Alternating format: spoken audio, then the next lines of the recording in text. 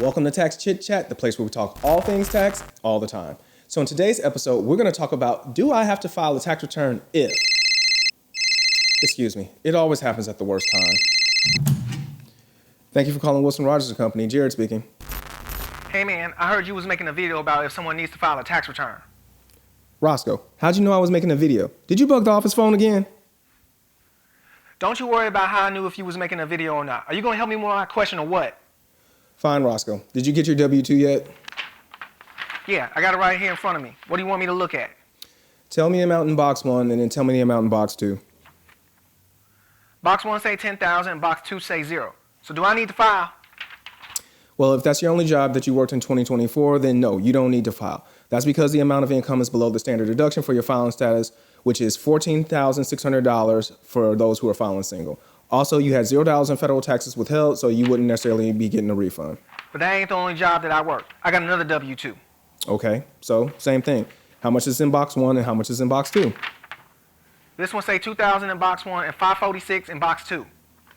Okay, so now your income is $12,000, which is still below the standard deduction. But if you want to get that $546 in federal taxes withheld back, then you're going to need to file a tax return. Okay, so you're saying I don't need to file, but if I want to get my money back, then I should file. You got it. That's right.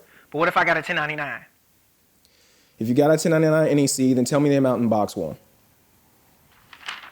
It say 300. Okay, then that doesn't change the scenario. Your income is still below the $14,600 standard deduction. So the only reason that you'd be filing is to get the $546 in federal taxes refunded back to you. But wait, I got another 1099 too.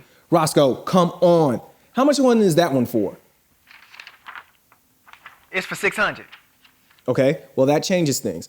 Now you have $900 worth of self-employment income, and when you have more than $400 in profit from self-employment income, then you are required to file a tax return. So now you're telling me that I need to file a tax return, right? Yes, Roscoe. Now I'm telling you that you need to file a tax return because you have self-employment income that is more than the $400 in profit. Boy, stop! Goodbye, Roscoe. That boy. So since Roscoe's scenario basically went over most of what I was going to cover, let's recap. Scenarios when you don't need to file a tax return. Generally, if your gross income is below the standard deduction for your filing status, then you're not required to file. For the 2024 tax year, here are the thresholds. Single filers or those married filing separately, $14,600. Married filing jointly, $29,200. Head of household, $21,900. And if you meet any of these qualifications, then you would add either $1,550 or $1,950 to the above amounts depending on the filing status. Now, you will want to file a return if your income is below these amounts and you have children, but more on that in a minute. So let's go back to Roscoe for a minute, or should I say more importantly, his W-2s. If your income is below these amounts and you had federal taxes withheld, then the only way to get those amounts refunded to you is to file a tax return. Now, if the amount in box 2 is a bit, say like $50 to $200, then consider using IRS direct file if you live in any one of these states. If not, then consider using IRS free file. Both are IRS software options and are 100% free to use. So you won't have to spend anything to get your money back. Now, if you don't have access to software or you feel uncomfortable using it, then consider using the IRS's VITA program. We discussed that in this video right here, and it's also a free option. Now, let's explore a few situations when you must file a tax return, even if your income is below the thresholds that we just discussed. If you owe any special taxes, such as the alternative minimum tax, you had net earnings from self-employment of $400 or more, you received distributions from a health savings account, Archer MSA, or Medicare Advantage MSA, or you receive insurance from the marketplace, aka healthcare.gov, and you took advance payments of the premium tax credit. In this instance, you should have received a Form 1095-A showing the amount of the advanced payments. All of these scenarios will potentially require you to file a tax return. Additionally, if you make estimated tax payments or qualify for refundable credits like the Earned Income Tax Credit, you should file a return to potentially receive a refund. Now, remember when I said if you had children, you might want to file? That's because for the EITC, that basically means that if you made less than these amounts, either with no children or with the number of children listed, then you definitely should file. This is because you can potentially get up to a maximum of $7,830 applied to your tax return and potentially refunded to you. Nice. Finally, let's discuss the filing requirements for dependents. Dependents may need to file a tax return if their income exceeds certain limits.